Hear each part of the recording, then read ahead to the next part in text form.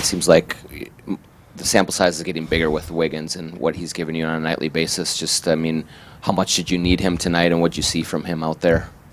Yeah, I mean, we needed all 40 points and, almost 45 minutes of them, and I thought he did a nice job of getting downhill and creating for others as well. I mean, he had 7 assists and no turnovers. I mean, he basically started. He played the point for most of the game. And we were talking on the drive home from Memphis, and we were just talking about the point guard position. And he just said, "I need to learn the reads, and I'll be good." So he spent time, and he's hungry. And with Russell having 52, I mean, just what were you trying to do with him, and what made it so difficult to get the ball out of his hands? Yeah, I mean, we were trying to stop him. We didn't do a very good job. We eventually went to trying to switch up, and he's good with the basketball. We didn't do a very good job of it. What do you think of the shot selection tonight? I know you want to put up threes, but it seemed like getting to the rim was available a lot, and there was a lot of success with it. Did you like the balance you got? Yeah, I liked it. I mean, I thought it was, I didn't think it was a pretty game. I mean, if anybody wants to argue with me on that, I mean, so, there's not a lot of things you can say you necessarily really like, I guess, except the fact that we gutted one out, and one that we needed. And that's a big credit to these guys, the way we were losing down the stretch.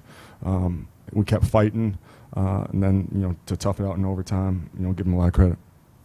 When you talk about the switching out there, Covington was kind of getting out on him there.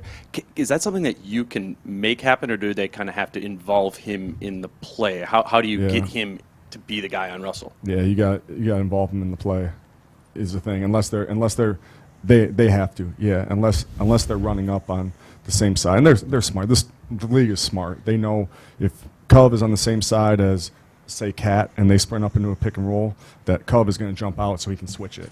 So teams are smart enough that they're not going to do that, and we were trying to get him on. We eventually, during a timeout, we were able to get to a matchup situation where we were able to get Cove, where we thought they were going to go to in terms of the pick and roll coverage. Just to go back to Russell, when a guy is just cooking like that, do you ever consider just bringing the double team and trying to get the ball out of his hands? Did you guys discuss that kind of adjustment at all? We discussed it, and we went back and forth towards the end.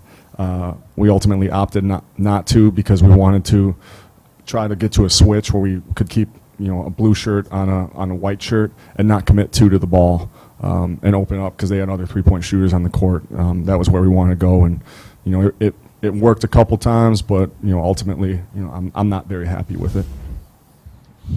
Is there a way to fit Okogie's kamikaze style into the system? I mean, he's really was incredibly effective tonight in what he does. Given your system, do other players have to react and like rejigger what the plan is, or I mean, and you don't want to give that up, I assume. So how do you deal with that? No, exactly. I like the kamikaze. I might use that with him, but controlled kamikaze. But he, that was one of the reasons we inserted him back into the bench rotation. I thought, and I take decisions that are made. I will take the hit, and I thought I didn't put him in the best position last game in Memphis. With those other guys. So the fact that he had maybe not a game that up to where he's been playing, I'll take that. I thought he's more comfortable with that second group right now, and he's able to go a little more, I guess, kamikaze style out there, where he's got some guys in terms of Jake, and then we tried to get TG in with him a little bit, and then either Noah or Gorgie, and then Jordan McLaughlin, guys that are a little more subdued, that can kind of absorb some of his his plays where he's all over the place, because we still want that. How much of Andrew's success taking the ball to the basket, not just tonight but this season, is maybe a product of maybe improved ball handling, especially as he's going to the hole? Yeah, he's done a lot of things to improve his game, and he strength is a big part of that too, and him getting to the basket, him being able to finish through guys, and I've liked his footwork around the basket as well. He's been very I think tonight he was good in terms of his shot selection. He took a few, mid-range shots, but a couple of them went down. So, I'll take that when they go down. But ultimately, he was very good in terms of our shot emphasis. I know it's tough to tell with illness, but do you get a sense with Jeff if he's close to coming back and Sunday close. might be a possibility? I think Sunday's a very good possibility.